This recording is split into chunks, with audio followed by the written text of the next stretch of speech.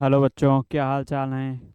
I hope आप सभी अच्छे होंगे। हमने अपने प्रीवियस ट्यूटोरियल में ये समझा था कि कैसे हम लोग अपने कीवर्ड्स को प्रिंट करेंगे इन द लिस्ट फॉर्मेट। आज हम लोग देखेंगे जो हम लोग वेरिएबल देते हैं बेसिक सा। हर एक बच्चे का कमेंट आ रहा था कि सर हमें ये बताइए कि जैसे 10 दिया है, हमने एक वेरिएबल पे वैल्यू इनपुट कराई है। अदर लैंग्वेज जो हम डेटा टाइप डिक्लेयर करते हैं, पाइथन हमारा समझ लेता है कि भैया जैसे 10 वैल्यू दी हैं, ये हमारा इंटीजर टाइप है।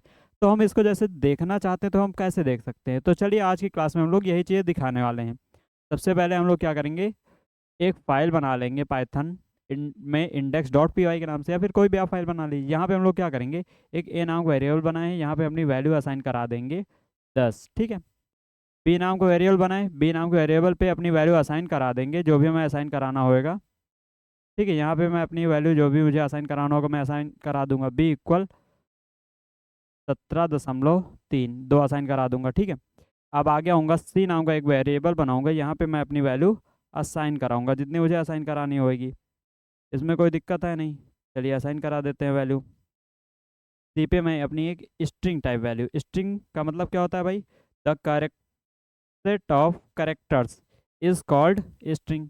यहाँ पे मैं अपना नाम दे देता हूँ, इंटर कर दूंगा।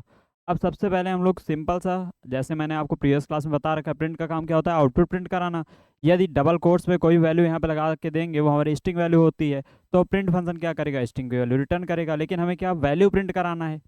अगर A B C direct variable name लिख देंगे तो हमारा क्या होगा, उसकी वैल्यू प्रिंट आएगी। जैसे हम यहाँ पे ए प्रिंट कराएंगे तो हमारे पास क्या आएगा, 10 आएगा। बी प्रिंट कराएंगे 17.2 आएगा। सी प्रिंट कराएंगे तो गौरव आएगा। चलिए हम लोग सबसे पहले देख लेते हैं, ए कॉमा बी कॉमा सी, ब्रैकेट बंद करते हैं, कंट्रोल एस करेंगे, F5 करेंगे। देखिए हमारे पास same as it is value आ गई कि नहीं। हम लोग यहाँ से मिनिमाइज करेंगे। अब हम लोग क्या करेंगे, हमें इसका टाइप जानना है कि कौन सा किस डेटा टाइप को सपोर्ट करता है। ओपन करेंगे, इसको बंद करेंगे। ठीक है भाई। तब पे अब हम टाइप अपना अप्लाई कर देते हैं, टाइप फंक्शन। टाइप फंक्शन का काम क्या होता है, आई होप आप सभी को समझ में आ रहा होगा। टाइप फंक्शन किस लिए यूज किया जाता है, कमेंट करेंगे। टाइप फंक्शन का काम होता है किसी भी वेरिएबल का टाइप जानने के लिए। कंट्रोल यस करेंगे, F5 की प्रेस करेंगे, तो देखिए यहाँ पे हमारे जितने भी स्ट्रिंग के टाइप रहेंगे वो सारे आ जाएंगे। आई होप आप सभी को इतना समझ में आया होगा। ठीक है। चलिए हम लोग बढ़ते हैं नेक्स्ट, आगे देखते हैं कि कैसे हम लोग यहाँ पे स्ट्रिंग पे different type of operations perform करते हैं। ठीक है। क्योंकि स्ट्रिंग देखिए सबसे पहले बेसिक से कुछ फंक्शनैलिटी को सपोर्ट करता है। स्ट्रिंग में जैसे हम लोग सबसे पहले देख लेते हैं, दो स्ट्रिंग लेते हैं सबसे पहले। तो पहली स्ट्रिंग हमारी सी नाम की है, दूसरी वैल जेड एक नाम का एक वेरिएबल बनाते हैं, और इस जेड स्ट्रिंग पे मैं अपनी वैल्यू को लिख देता हूँ कुमार त्रिपाठी। अब क्वेश्चन आता है कि सर आप मुझे ये जो पूरा नाम अलग लिखा है इसको अरेंज करना है। तो ठीक है भाई, आप इसको एक साथ लिख लो, प्रिंट कराओ, सी प्लस जेड हो जाएगा। सी प्लस जेड करोगे तो कोई दिक्कत नहीं, F5 की प्रेस करेंगे, देखिए हमारा नाम आ जाएगा। लेकिन देखिए गौरव कुमार त्रिपाठी है, एज इट इज़ आ गया। अगर काफ़ी चांसेस में क्या होता है, यदि हमारा नेम जो ऐसे है, ठीक है, अभी अगर इसमें मैं यहाँ पे स्पेस नहीं देता हूँ, यहाँ पे स्पेस है इसलिए वहाँ पे स्पेस है, कंट्रोल यस करता हूँ, F5 की अब प्रेस करता हूँ, देखिए अब जो हमारा आया है उस पर कोई भी स्पेस नहीं है। यहाँ पे स्पेस बनाने के लिए पहला तो मेथड है, आप वहाँ ऊपर ही स्पेस दे दीजिए, या फिर आप यहाँ पे प्लस करिए, प्लस करने में डबल कोट्स लगा दीजिए, स्पेस दीजिए, डबल कोट्स ऑफ कर दीजिए, प्लस कर दीजिए, कंट्रोल यस करिए, F5 करिए, देखिए अब हमारा ऑटोमेटिक स्पेस आ जाएगा। आई होप आपको इतना समझ में आया होगा। ठीक है। जैसे अब क्वेश्चन आ रहा है कि सर हमें ये जो नाम लिखा है हमारा अलग अलग लाइन पे प्रिंट करना है। ठीक है भाई, कोई दिक्कत नहीं, हम लोग क्या करेंगे, प्रिंट कराएंगे। प्रिंट हमारा है ही, डबल कोट्स में वैल्यू लिखेंगे, कोई दिक्कत नहीं। हम यहाँ पे अपना गौरव लिख लिए, गौरव कुमार त्रिपाठी। हम ऐसे ही इसी नाम को तो प्रिंट करा रहे हैं भाई, कंट्रोल एस कराए, F5 की प्रेस कराए, एज इट इज़ हमारा आउटपुट आ गया कि नहीं। ठीक है। अभी केवल इतना ही तो प्रिंट करा है ना, अभी हमें इससे कोई मतलब नहीं, ऊपर वाला हम सारा हटा दे रहे हैं। मैं ऊपर का सारा हटा दिया हूँ। ठीक है। अब हमें चाहिए कि हम इसको नए पेज में प्रिंट करना चाहते हैं, तो हम लोग क्या करेंगे, एन लिखेंगे। ठीक है, कंट्रोल एस करेंगे, F5 की प्रेस करेंगे। सॉरी, ये हमारा स्लैश गलत है, हम लोग यहाँ पे फॉरवर्ड स्लैश का यूज करेंगे। तो इस स्लैश को चेंज करेंगे। देखिए ध्यान सबसे ज़्यादा आपको इन्हीं सारी गलतियों पे देना है, इसलिए मैं आपको इन्हीं सारी गलतियों पे से रिकमेंड करके दिखा रहा हूँ कि यदि हम लोग गलत सिंबल यूज करते हैं तो हमारे पास आउटपुट में क्या इफेक्ट आता है, ठीक है।